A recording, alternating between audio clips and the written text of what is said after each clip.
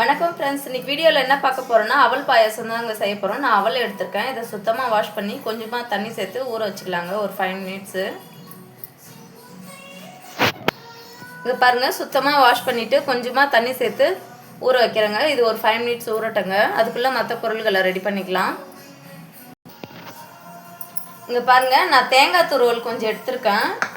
அதுக்கப்புறம் பாதாம் முந்திரியை வந்து ஒன்று பதியமாக உடச்சி எடுத்துருக்கேன். காஞ்சி திராட்சை எடுத்துருக்கேங்க. இப்போ இதை நெய்யில் வறுத்து எடுத்துக்கலாங்க. இப்போது நான் அடுப்பு ஆன் பண்ணியிருக்கேன். கொஞ்சமாக நெய் சேர்த்துக்கிறேங்க.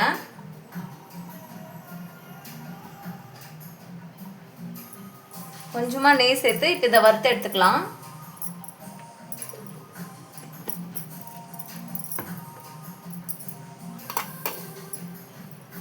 பாருங்க, நான் பாதாம் சேர்த்துக்கிறேன். இப்போ முந்திரி சேர்த்துக்கிறேன். இது நல்லா வறுந்ததுக்கு அப்புறம் லாஸ்டா காஞ்சி திராட்சை சேர்த்துக்கலாம்.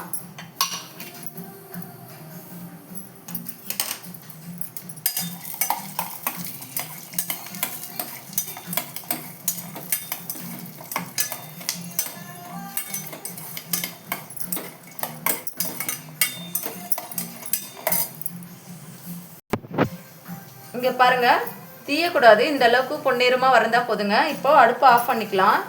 இந்த சூடு இருக்கும்போதே நம்ம காஞ்சி திராட்சை சேர்த்து வறுத்துக்கணுங்க. இப்போ பாருங்கள், இந்த ஹீட்லேயே வந்து இது பொரிஞ்சிடும். காஞ்சி திராட்சை நல்லா கலந்து விட்டுக்கலாம்.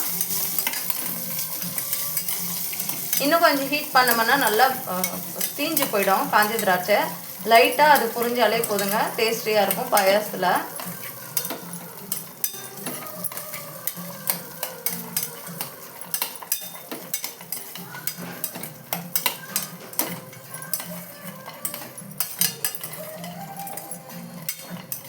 இப்போ பாருங்கள், நல்லா வறுந்துருச்சு. இப்போ அடுப்பை ஆஃபும் பண்ணி ஆயிடுச்சு. இப்போ பாயாசம் செஞ்சுக்கலாம் நம்ம.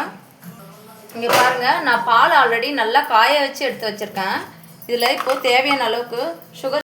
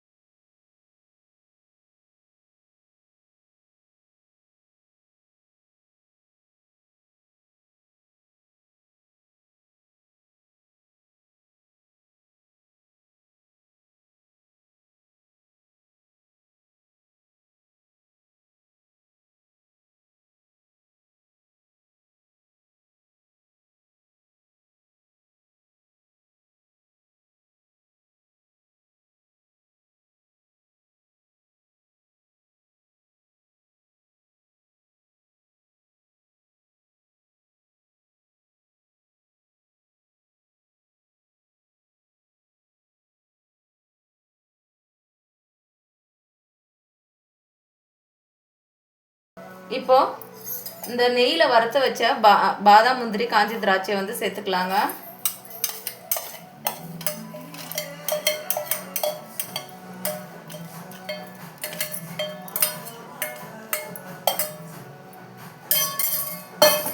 அவ்வளோதாங்க, எல்லாம் சேர்த்து நல்லா கலந்து விட்டாச்சு.